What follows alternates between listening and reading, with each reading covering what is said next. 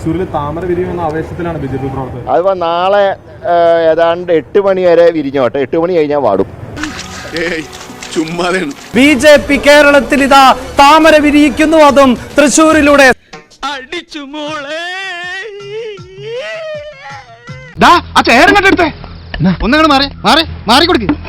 ഇങ്ങോട്ട് ഇരുന്നാട്ടെ.